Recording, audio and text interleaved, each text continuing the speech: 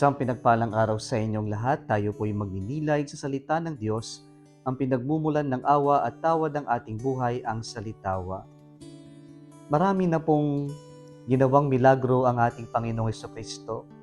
At kadalasan, sa lahat ng kanyang pagpapagaling o mga milagrong ginagawa, ay mismong nasasaksihan ng mga taong kasama niya o kaya naman ng mga taong naroon sa kanyang paligid.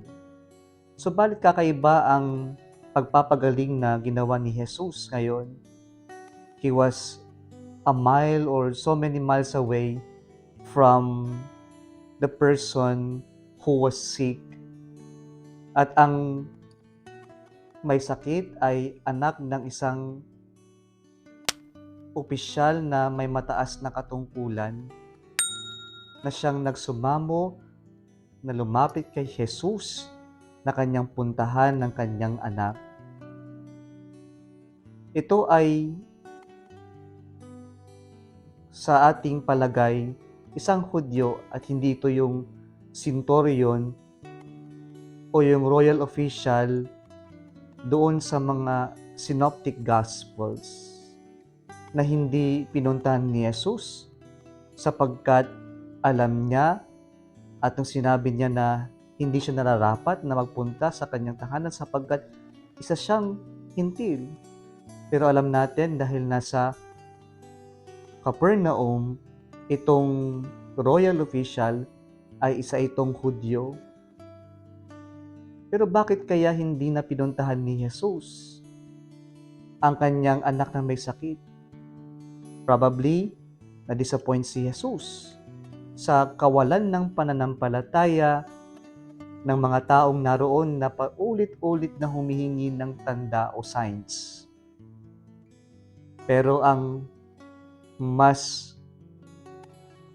pwede nating makita o mas convincing kung bakit hindi pumunta ang Panginoon ay sapagkat nakita niya ang malalim na pananampalataya sa opisyal na ito. Kaya sabi niya, umuwi ka, magaling na ang iyong anak. Mga kapatid, ngayong panahon ng Kwaresma, isa itong panahon para suriin natin kung kumusta yung ating pananampalataya, yung ating relasyon sa Diyos. Sapagkat magiging makabuluhan lamang yung pagdiriwang natin ng mga mahal na araw kung ito'y ipagdiriwang natin ng malalim na pananampalataya upang sa ganon, sa ating pagsama kay Jesus sa bundok ng Kalbaryo at sa kanyang pagpapakasakit at kamatayan, makikita natin ang lahat ng ito ay may katuturan, ang lahat ng ito ay nangyayari dahil may magandang plano at may magandang regalo ang Diyos para sa atin. You can only see the suffering, the death, and even the resurrection of Jesus Christ meaningful and significant if we have faith in Him. Kaya sana po tingnan natin kung meron pa tayong malalim na pananampalataya, malalim na pagkakaibigan sa ating Panginoon. Muli isang pinagpalang araw sa inyong lahat.